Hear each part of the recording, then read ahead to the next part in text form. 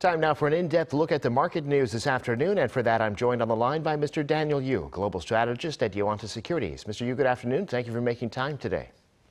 Good afternoon.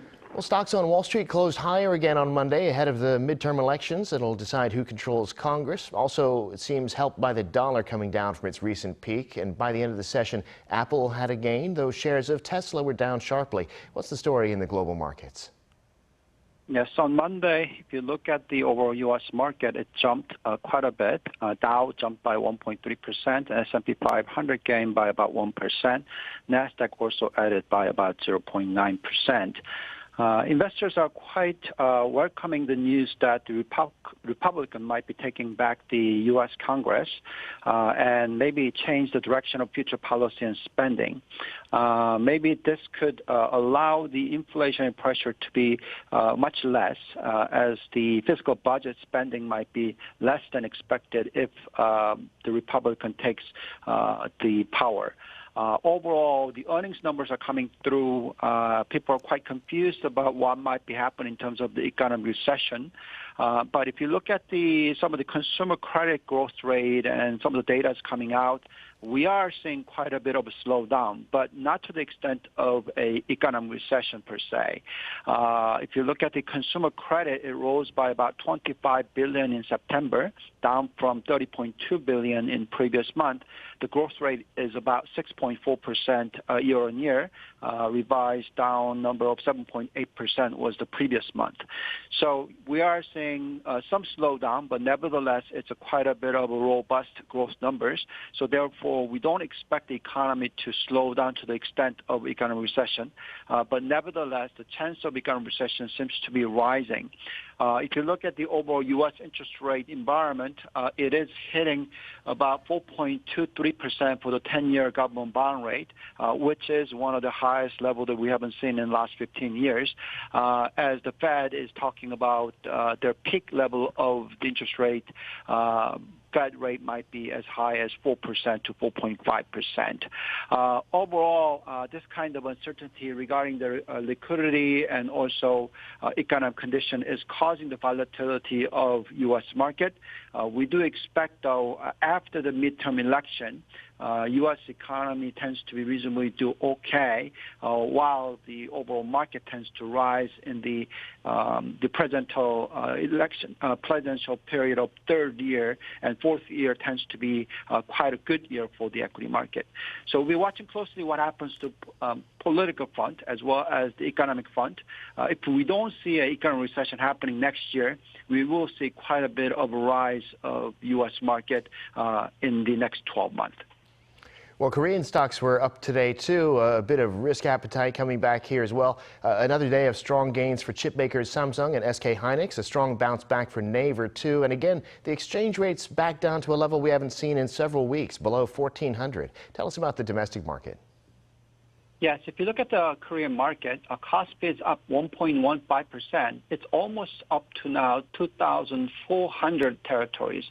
As you know, market did fall below 2,200 level. So therefore, we are seeing quite significant rebound.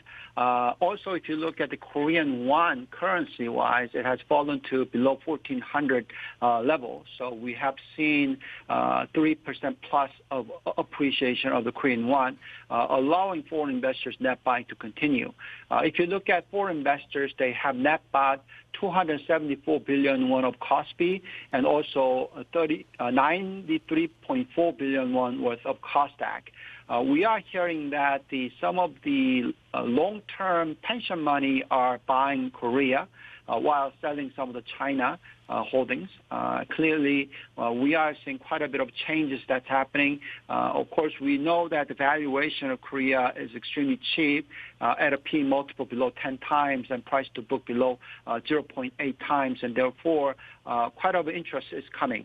However, though, we are seeing some of the PMI numbers and some of the economic numbers are causing concern. As you know, interest rate has risen quite significantly, and Korea do have quite a bit of consumer debt as percentage GDP, one of the highest number amongst the developed markets. So all that is causing some uncertainties. But as long as the liquidity condition and foreign investor net buying continues, we think the market is quite a bit of a good position on a relatively cheap valuation. Well, now we see today also that in trade, Korea's current account in September was back in the black, but the surplus was way down from where it was a year earlier. What do you see happening with trade for Korea with all these risks to the global economy right now? Yes, if we hear that the global economy falls into economic recession, that will cause quite a bit of a negative news for Korea. If you look at the trade numbers, for the October, it has shown a deficit of 6.7 billion compared to 1.8 billion of surpluses on the same year last year. So that's quite a bit of a significant drop. And also it is even lower than the consensus number of 3.94 billion losses or deficit. So clearly the trade numbers is causing uncertainties because you know that over energy consumption for Korea, importing is extremely high. And if you look at the oil prices and various energy prices continue to remain quite elevated, while the economic slowdown in the global economy is causing the export numbers to be much weaker than expected, particularly including the semiconductor businesses. So that is all causing a deficit numbers. But if you look at the current account numbers, it did turn to positive territories. In September of 2022, current account recorded a surplus of 1.61 billion. Balance goods surplus decreased from 9.55 billion in the same month of previous year to 490 million. A deficit in terms of service balance was the same month of the previous year due to narrowing of transportation balance surpluses. All in all, it seems that the interest from the foreign investors to the Korea remains to be quite high, as given that Korea does have a very strong competitiveness in terms of the manufacturing sectors, also in terms of the IT, the semiconductors, and also EV markets and various manufacturing industries are allowing Korea to be very competitive. So foreign investors will be quite interested in investing into Korea versus China. As you know, there's continued to be a political risk as China moves into a dictatorship by Xi Jinping. So there's been quite a bit of uncertainties, but nevertheless, we think that foreign investors' interest towards the Korea will remain to be quite reasonably good, despite the trade gap will be in a deficit numbers for at least for the next about 12 months or so.